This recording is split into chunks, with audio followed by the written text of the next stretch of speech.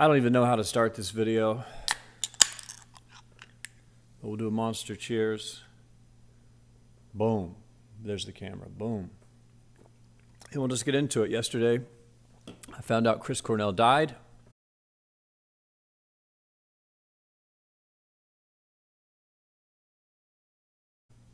Chris Cornell, the singer from the band Soundgarden, which is a huge band that came out when I was a kid, a teenager. And I was that just right age to have your mind warped by bands. And when I heard Soundgarden the first time, I lost my mind. I listened to him off and on for the next couple decades. And yesterday, he died. Or in the wee hours of the day before yesterday. Today is the 18th, I think. Maybe. No, today's the 19th. And they're saying he died late night, May 17th. And I found about it yesterday on the 18th. I woke up in the morning and a friend of mine from Tulsa, Cody, had sent me a text that said something in the middle of the night, like 3 a.m. his time. It said, how in the world would Chris Cornell die, or something like that. And I thought, this is weird, but I have a lot of friends that still party a lot and play music a lot, and they're out till 3, 4 in the morning. So sometimes I get these messages and voicemails, slurred words, middle of the night. You talk to them the next day and they don't even remember contacting you. So I woke up and kind of thought, okay, Cody, this is weird. This can't be real. Like, how could Chris Cornell die? That's impossible. Got online, picked up the phone, looked at Twitter, saw a few things, then a few more websites had picked it up, and then 20 more websites, and then 100, and then every website, and then it was trending everywhere. And it turned out to be real. I thought it was a hoax, because how can Chris Cornell die? It doesn't make any sense. I was so out of my mind yesterday, not out of my mind, just kind of empty. I felt empty, And I was sitting around in my apartment thinking too much. And then the news rumors, and no one knows exactly what happened yet, but the rumors started being posted on sites that he had committed suicide. And then more reports started coming out that said that he had hung himself, and possibly in the bathroom. And it just started to creep in my brain. And I was like, oh, my God. And I was reading stories where they were saying his wife talked to him and he was slurring his words, and he had taken maybe a little extra Ativan or something. I think it's Ativan, which is an anti-anxiety medication. It's a pill you take if you have anxiety problems.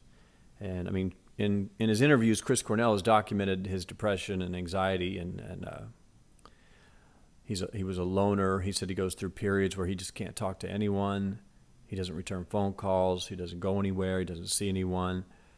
And that is, that's the anxiety and the depression, and I can identify with that a lot. I talk about it all the time. People are like, why don't you go out anymore?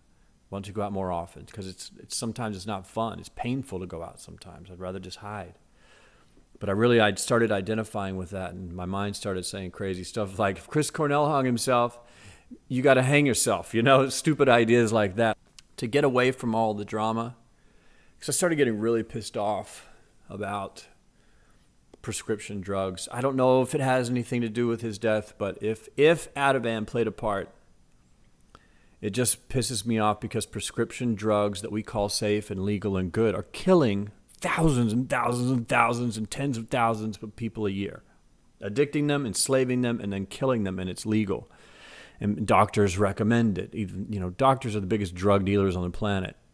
And people, like our parents, they say, well, you're feeling depressed? Go to the doctor, take the pills that he gives you, and the pills kill you.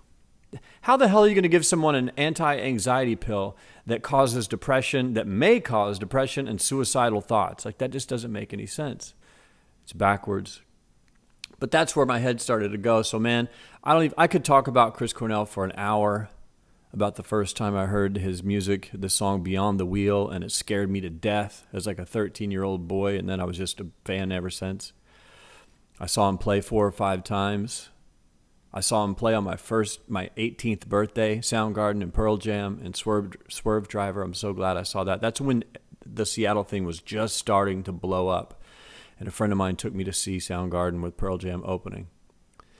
And then another story, I saw him several other times, but another time I was flying to Seattle to go to a a ceremony of some sorts after my younger brother had died, and the Army base that he was involved with was going to have an event for him. So I flew to Seattle. I left out of Burbank on Virgin Airlines. I'm walking through the airport, and I see Chris Cornell. And I stopped in my tracks, was like, oh my God, that's Chris Cornell. And some guy was talking to him, and I could hear him saying, man, your music changed my life. And he was digging a CD out of his backpack to give to Chris Cornell. And I thought, how tacky, you know, I'm not going to do that. So I just kind of watched and observed the conversation. And then the guy left, Chris left, and I thought, cool, I saw Chris Cornell at the airport. Then I got on the plane. I was flying first class. No one else was in first class, not a single person. There was it was a light flight, you know, 15, 20 people in coach, and just me in first class. All of a sudden, Chris Cornell walks on the plane. I'm like, holy shit, Chris Cornell's on my plane. I can't believe it. And then he's looking right at me, like looking in my eyes. I'm like, oh my God, he's looking at me. Oh my God, he's walking over here. What is this? What's going on? And then he sat down right next to me, in the seat directly next to me. I was in the aisle, he was in the middle, and there was no one at the window. There was no one else in first class. Actually, his manager or someone from his team came and sat on the other aisle, on the other way from us. And it was just me and Chris sitting there. I couldn't, man, I was so starstruck. Like a lot of celebrities, I've met a lot of celebrities, and it's not a big deal. But there's a couple people, you know, that probably you became a fan of when you were a little kid, and you grow up your whole life listening to them, and then he sits down next to you. I didn't know what to say. But I couldn't let the opportunity pass me. I was like, say something, dude. Say something, dude. Chris Cornell's sitting next to you. You're on a plane for the next 2 hours. Say something. And so I managed to squeak out. I like looked at him and said, hey, man, I'm Malan. And he was very kind. He's like, hey, Malan, I'm Chris. And shook my hand, and we kind of had small talk, like, why are you going to Seattle? What are you doing? The weather out there, you know, a little bit of stuff. And then I couldn't think of anything else to say. And luckily, I got some relief because he fell asleep about 40 minutes into the flight. And I was like, okay, God, just let him sleep. I just wanted out of there. I was so nervous. But he was a cool guy. You know, I'm glad I got to meet him when I did, even briefly on an airplane. But yeah, man, so my head was going down a million weird directions. And so I just decided, instead of shooting a Chris Cornell video like everyone was doing, and you know, it just didn't feel like the thing to do. And what I really wanted to do was jump out a window for some reason. So what did I do? I jumped on the bike and left. I went on about a 2.5-hour bike ride and just spent the whole afternoon on the bike. So here's some footage, and then we're just going to wrap it up. And, you know, how do you even say rest in peace to Chris Cornell? I guess you just say it. Rest in peace to one of the greatest singers of all time, pretty much. His voice was madness. It was crazy. You know, if you have a Chris Cornell memory or a thought, post it in the comments. I'll talk to you there. I'll respond.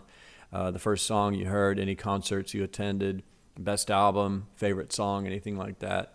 Or if you're an Audioslave fan, I'm not really a big Audioslave fan myself.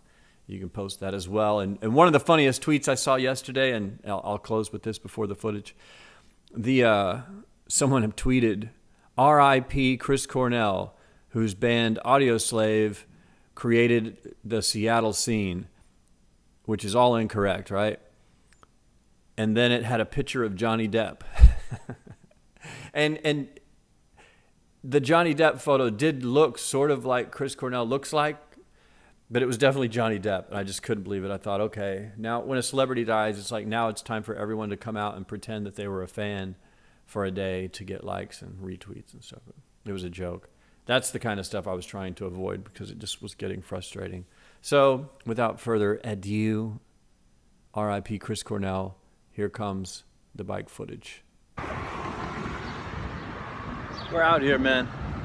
I think this is the longest red light I've ever seen.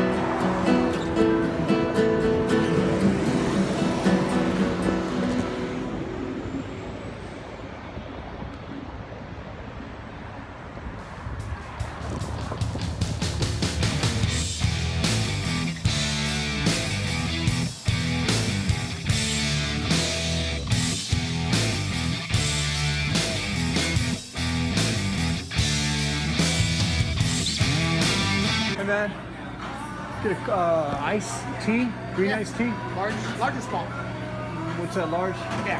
Large. Yeah, and do you want any sweetener on it?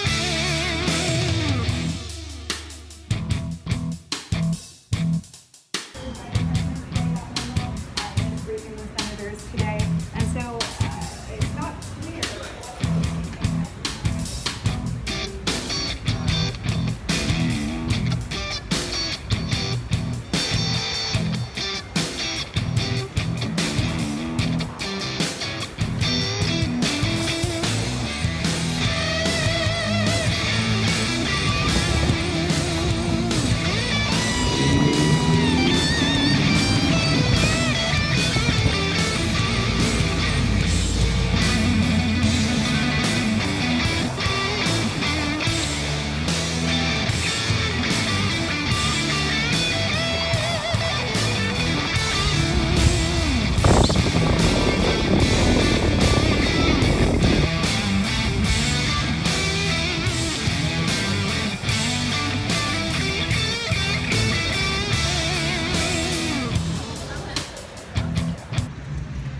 Hell of a day today. This bike might have saved my life today because Chris Cornell died today. One of the greatest singers of all time died.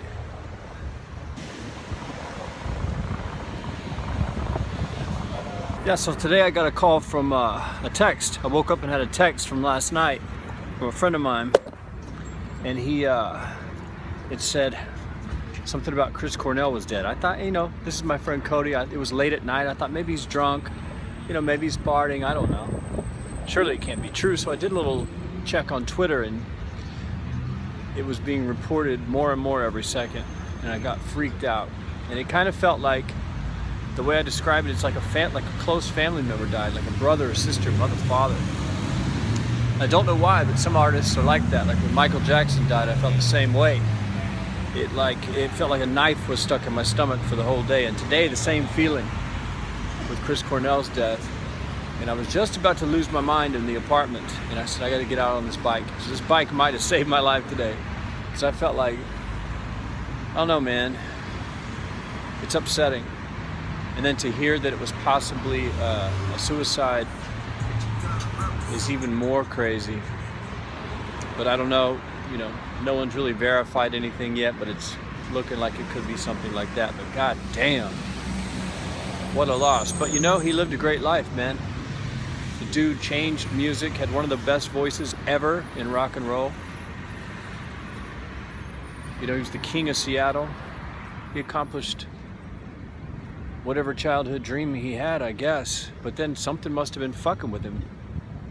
Even with, you know, $100 million, 30 years of putting out platinum albums and touring the world, you still hang yourself. Robin Williams, hundreds of millions of dollars, fans all over the world, and he hangs himself. I don't get it. but I understand it. I don't like it, but I understand it. Life is weird, man, and depression is real. I talk about this shit all the time on this channel, and people kind of think it's a joke, or you have to just kind of be strong and get over it, but that's not what it is. It's like a black death feeling that just never goes away, no matter what you do, no matter how much money you make, no matter how many beautiful girls you date. It doesn't go away. It persists, and you have to run from it. So that's what I'm doing. I'm on the bike running from it.